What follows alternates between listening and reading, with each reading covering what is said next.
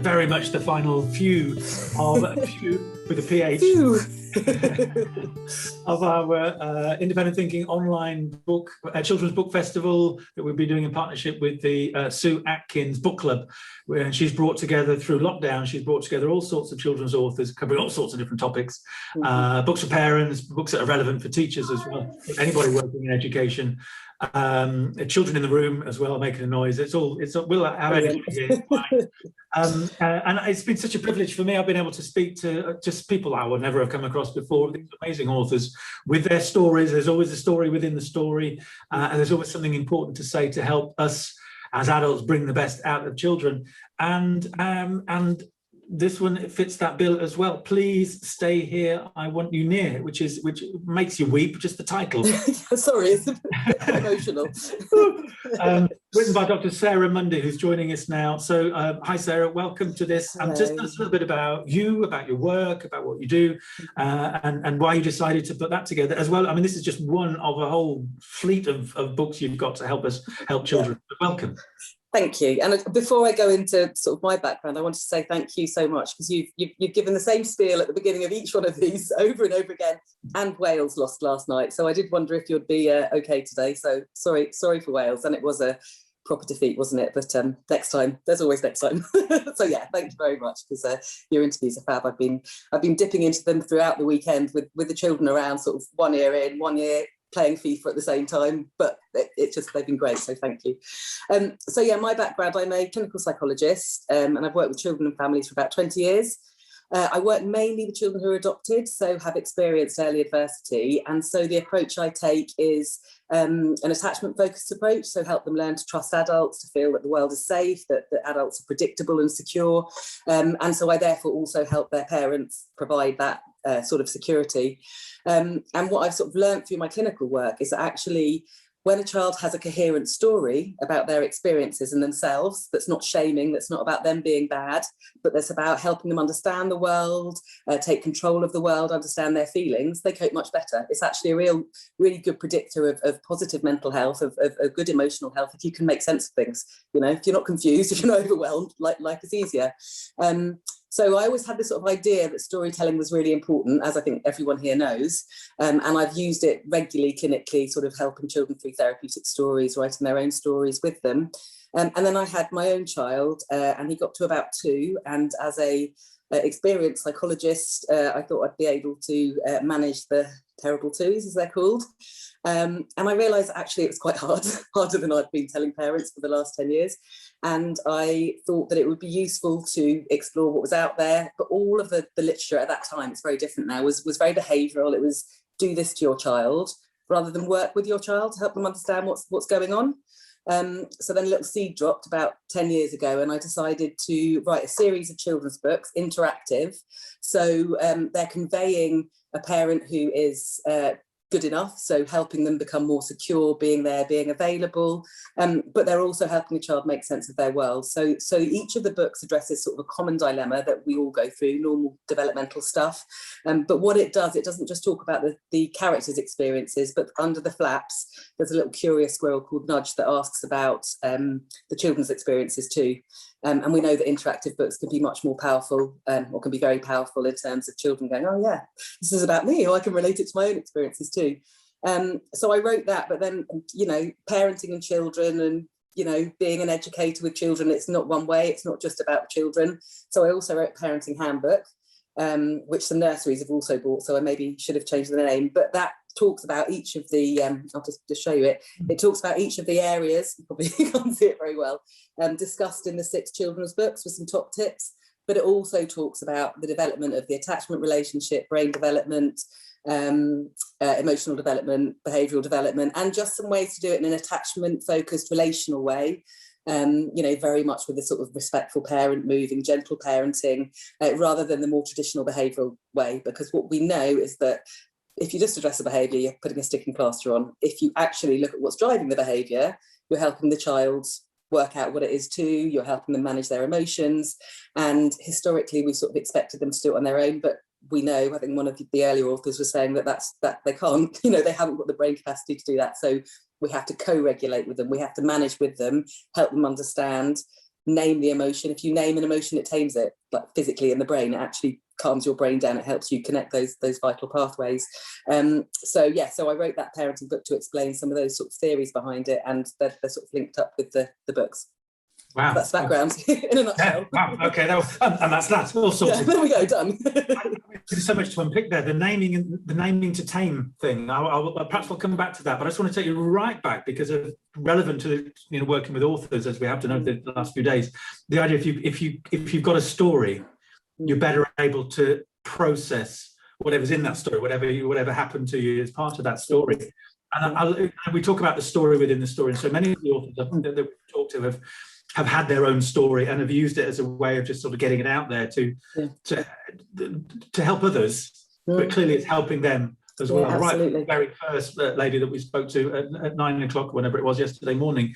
So how do you work with young people in order to help them get their story out and make sense of it? Okay, so I'm going to go all psychobabbly now, but we try and create an effective reflective dialogue. So when we're creating a story, we're not just talking about facts, we're trying to broaden it out to talk about the feelings they had around that, what their expectations were, so they can stop and reflect on their experiences. When it's children that I work with who've experienced early adversity, they're scared of doing that, because actually, you said there was a trauma-focused person on just before me, which I've missed, but we'll catch up on, because they have learned not to look at their own experiences. They've learned not to feel feelings because they haven't been tended to before.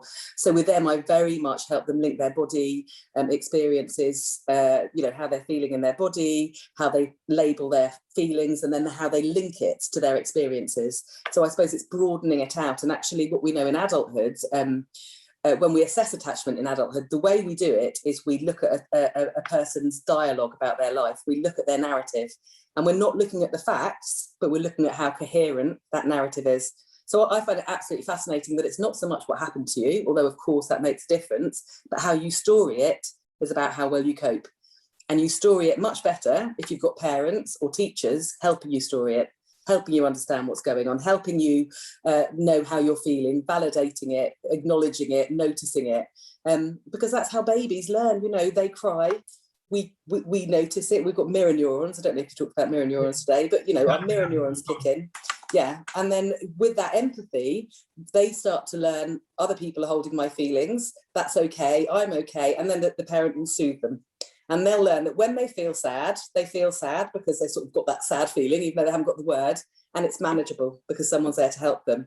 And that's how you start to identify and then regulate your feelings.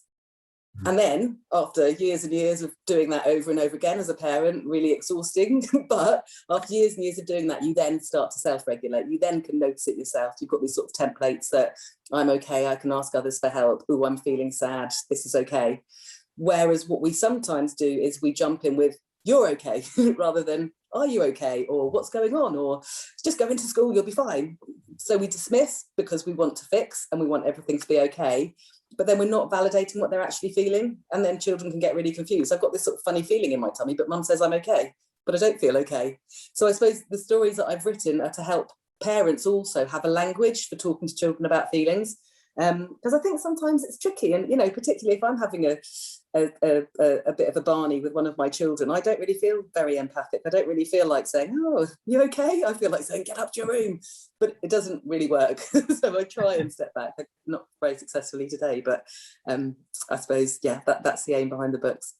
And using the word story as a verb, story it. Oh gosh, yes. Story me. Come on, let's story me. I need help. Story it. Yes. I love that. Yeah. We talk about storying children's lives. Yeah. Rather than a story. It's I suppose we are all a story, aren't we? Yeah. I hadn't come across it in a verb in that sort of way, but it's quite empowering. I might have made it up, to be honest. But, you can have that. You can have it. I'll take it. No, I mean, there are lots of approaches in psychology. The narrative approach very much is about storying, obviously, by the name of it. But we do talk a lot about storying children's experiences. It's key in psychology. You can't just fix things. You have to make sense of things. Yeah, no, I like that. And can I ask you, because I like to start fights on Twitter. Okay, oh dear. All behaviour is an indication of an unmet need. As a clinical you're a consultant clinical psychologist, Dr. Sarah Mundy. What's your view? Oh, I've had a recent argument on Twitter about behaviour. I try and stay away from arguments. There we go. Let's kick it off. Go on, it's Sunday. Let's kick it off. The thunder. I'll tell you what you should read is Beyond Behaviour by Mona Della Hook. It's brilliant. All behaviour is an unmet need. I don't like the phrase of that because it makes it sound as parents as though we're not meeting children's needs. And there's already enough shaming of parents. And I found that in some of the parenting books I've read. I was like, this is not possible. This just does not reflect what parenting is like. All of the theory is you need to be good enough. So you're supposed to not meet needs some of the time. We're only supposed to be tuned into children a certain amount of the time. But yes, in my mind, behaviour is an expression of something. Of course it is. It's a means of communication. Perhaps you can say that's an unmet need, but I don't know how helpful a term it is because it comes very you versus me, the parents versus the children. And actually, what we know about development is about, I'll throw in another word now, intersubjectivity. So what we know, it's about doing things together, going on a journey together. It's we rather than me and you. And so I think even in the language we use about parenting, about child development, we've got to try not to be too, what's the word? One or the other, you or me. Sort of confrontation, the binary. That's it, exactly, precisely. Yeah. And the with, people might have noticed that I'm building a stack of books behind me. Mark Finnis's Independent Thinking on Restorative Practice. And they're getting higher and higher because the school I'm working in Rotterdam has bought a load of them and they're going to hand them out later. And he talks about the with yes. box. You do things two things, or you do things two children, you do things for children, actually doing things with children, whether you're the parent. It's just so critical. And that seems to what you move away from that binary, it's you and them, it's like that together. Because we're co-constructing narratives throughout, we're making sense of each other, and if we do it together, then we're more likely to be on the same level. Otherwise, we're going to have completely different ideas, completely different stories, and we'll be less likely to meeting needs then. And we have needs as well as parents, and we are more likely to stay attuned and online if it's reciprocal, and if our children are giving us something back too. So and even I don't read to children, I read with children. Because you're doing it together. It is all about doing things together. That's human relationships, isn't it? Yeah. And the relational practice, I think you mentioned the word relational earlier, which of course brings us, I could talk to you all day about. It's fascinating. As long as I don't start any arguments, you're fine. Clinical psychologist to speak to before. Which brings us to this book and the other series in it, and the lovely bear, Bartley Bear. So tell us a little bit about the book and maybe read us a little bit and tell us where nudge lurks. Say that again, sorry? And show us where nudge is lurking. Okay, so each of the books, I'll just give you a quick tour. Each of the children's books has a bit of an introduction to parents, and then at the end it has top tips for that particular sort of challenge or dilemma. So I think parents sometimes find top tips helpful because they can get bombarded with so much, they just want to go, oh, okay. So yes, Bartley is a little bear. This is about him going to school. I won't read the very beginning because my 4-year-old told me where to start. So Bartley is basically refusing to go to school. He's frowning. He's not very happy. Oh, you need to see it, don't you? The petrol stations on the road will fill up as we go, but he refused to leave the house. I don't want to, no. Even though he liked school, leaving Mum was tough. His tummy felt funny and tied in knots. He just didn't feel brave enough. And then we have Nudge coming in. How do you think Bartley's feeling? What could Mum do to help him feel better about going to school? Mum knew that he was worried and gave him a big bear hug. She said he could bring a toy with him. He chose his astronaut bug. It was nearly time to take off. Their journey had begun. Shoes on, off they went. 5, 4, 3, 2, 1. Blast off. What do you think helped Bartley feel okay to leave? What toy would you bring? With Mum and Doug on board, Bartley steered around the bends. They zoomed past a planet and overtook some friends. But when they got to school, Bartley wasn't sure. He stopped, looked up at Mum and hid behind the door. He looks really worried about going in. Maybe he doesn't want to leave his mum. Do you sometimes feel like that? To the last page. Let's go and see what's out, said Mum. Now, what is there to play? Doug can have a look around. I'm back later today. Poor Bartley's feeling nervous. Did you know that it's normal to feel like that sometimes? So you've got a gist of the sort of validating, and I suppose what I haven't said is I try and reflect the parents taking a PACE model, which is an attachment focus model. So it's got the 4 elements of PACE, which is playfulness, acceptance, curiosity, and empathy. But also in the second book, it's got Dad getting it wrong. He loses his temper because Bartley really is being very, very obstructive. Because part of parenting is, as I said, getting it wrong. But the key to that is taking responsibility yourself and then repairing that rupture. So I sort of try and demonstrate that in the books as well. So it's been fascinating for me translating psychological theory into a children's story, and getting in a transitional object within the rhyming. It's been great. I've loved it, but it's quite complex. And so many of the books, at one level, they're just a nice storybook with stuff just sort of, they're nice, they look nice, and it's a nice little story. Illustrations are great. But underneath, the illustrations are lovely. Underneath is all this years and years and years worth of study and research and evidence and experience, professional, clinical, parental, personal, everything, every single word in all of these books, which is amazing. And nudge. So he's there to encourage the conversation between the adult and the child reading the book. He forms the bit, does he? Initially it was called Mark with a little question mark tail, because I thought that would be quite clever, but Mark as a squirrel didn't quite work. So nudge is just giving a child a nudge to think about their experiences. And we were talking about helping children's story through increasing their reflective function. And reflective function is key to parenting. It's one of the best predictors for a secure attachment. So if we can start children off early reflecting on their experiences, we're setting them up for that, not transgenerational stuff going wrong. You're talking about the epigenesis and transgenerational stuff later on. So he's like a little window into their internal world. So lifting that flap is basically saying, come on, let's explore your own world, but in a fun and engaging way, not in the middle of a huge tantrum where you're saying, what are you feeling now? Because you don't feel like connecting then, so it's trying to address those things that you either don't address or you address in the wrong way at the wrong time through stories, which are fun and engaging. Kids love stories, So and the feedback I've had has just been so beautiful. A little boy takes his to school every day. He's really quite traumatized. And he reads it every day with his one-to-one, has a cup of hot chocolate. And, I had a 12-year-old girl reading it who had huge separation anxiety because of early experiences, but also kids without that early adversity. It's really helped them get back into preschool or just sort of make sense of things and start up that conversation with parents. So it's worth the work. No, I can imagine how well it would go down in the variety of ways in which it can be used, and all ages as well. And it's just fun, the little flap.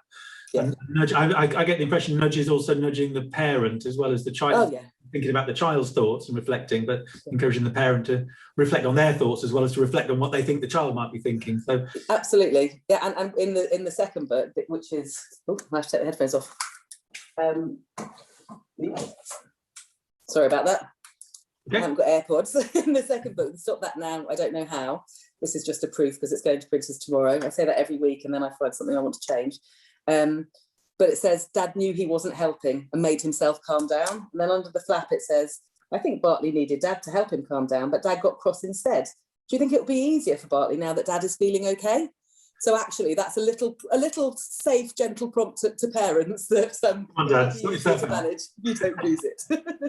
So you've got other books. So we've got, I've got on the back of here, it says other books in the series consider, so Tricky Behaviour, which is that one, I think, Bedtime Routine. This one? Time for Bed, Rest Your Head. Healthy Eating. We've touched on eating quite a bit. Eat Up, No, It's Yuck. Subtitles. Toilet Training. You'll Be Happy Without Your Nappy, which is a t-shirt, if ever there was a t-shirt for a toddler. And then another one, The Arrival of the New Sibling. Hello, little Mr. Meet Your Sister. Yes, I quite like those sort of titles. I'm very childlike. I just like anything that rhymes and is simple. And those last three aren't out yet. Well, actually, these two are just going to print tomorrow.